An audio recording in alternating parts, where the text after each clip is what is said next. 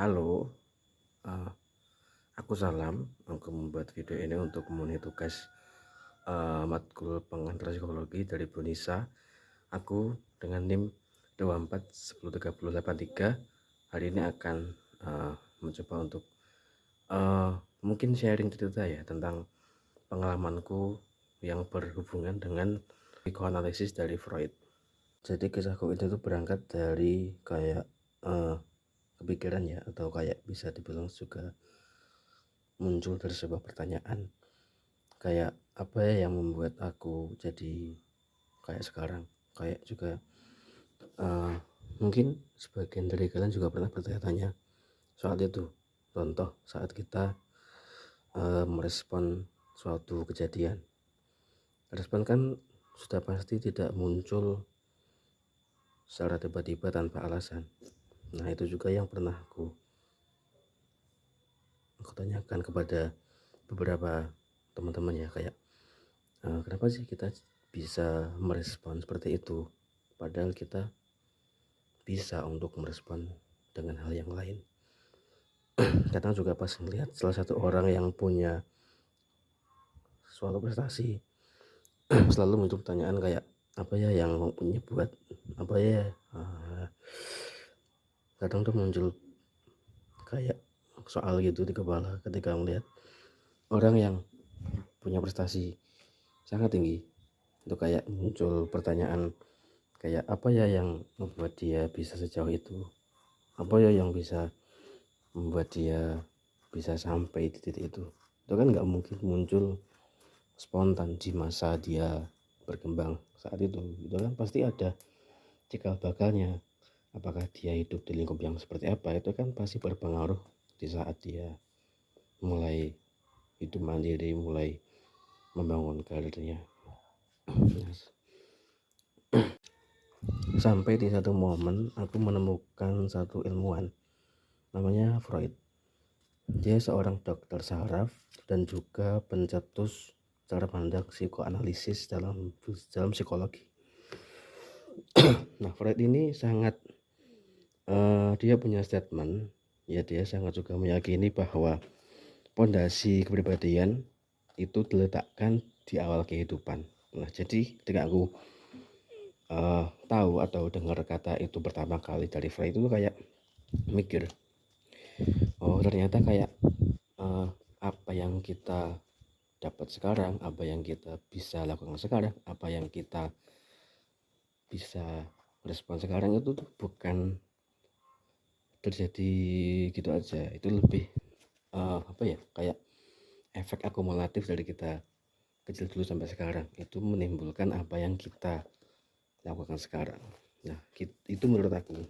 Lalu seiring aku dewasa, aku juga sedikit mengetahui atau sedikit cari tahu tentang cara pandang Freud ini. Dalam temuannya psikoanalisis, Freud itu membagi jadi 3 struktur pembentuk kepribadian, yakni ada id, ada ego, dan ada super ego. Nah, sebelum kita masuk ke alasan mengapa kita bisa di sekarang itu, kita harus tahu dulu kayak id itu apa sih, ego itu apa, dan super ego itu apa.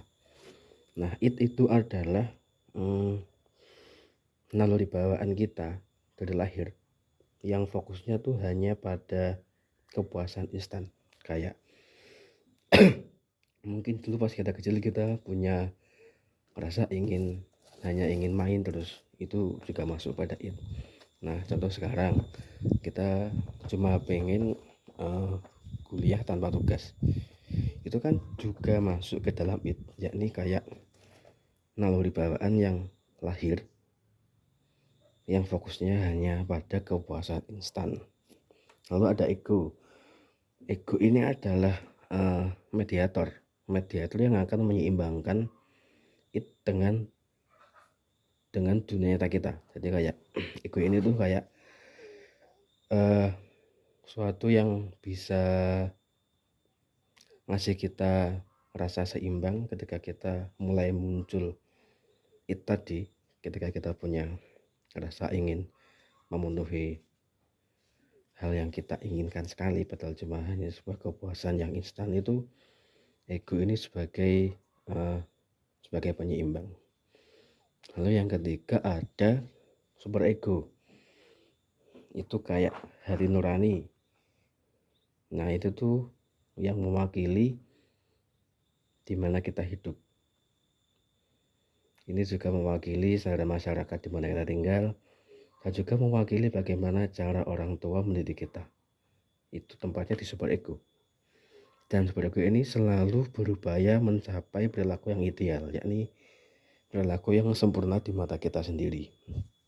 Nah, dari dari pembagian 3 tadi, menurut Freud, aku tuh kayak mulai ada satu pencerahan bahwa apa yang kita lakukan sekarang itu punya dasar yang lebih jauh, lebih dalam daripada apa yang kita pikir sebelumnya. Contoh, kita berani untuk memiliki cara pandang bahwa sesuatu itu benar atau sesuatu itu salah. Itu pasti punya dasar yang pasti kita punya kayak pengalaman gitu. Mengapa kita bisa menyebutkan bahwa itu hal yang benar atau salah. Mungkin juga berangkat dari super ego yang mana mewakili cara pandang masyarakat dan orang tua. Lalu kita juga punya ego yang mungkin juga sebagai penyeimbang antara id atau rasa nafsu kita agar tetap di ambang yang aman dan masuk akal. Di ambang aman dan masuk akal. Nah, jadi kesimpulannya masa kecil kita tuh sangat punya dampak ya, sangat punya dampak di masa hidup kita sekarang.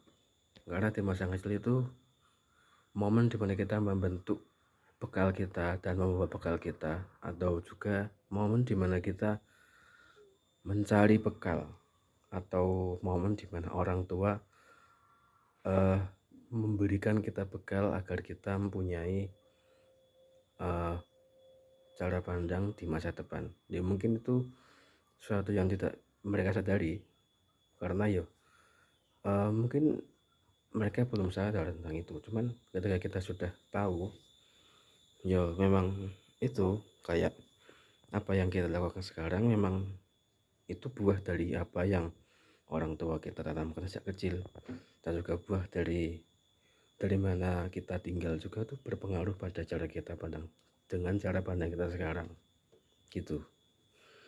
Dan juga cara kita hidup di waktu kecil atau cara masyarakat kita berpandang, kayak cara masyarakat kita memandang suatu masalah di tempat kita tinggal dulu, itu sangat pengaruh pada cara pandang kita sekarang terhadap masalah yang kita hadapi sekarang.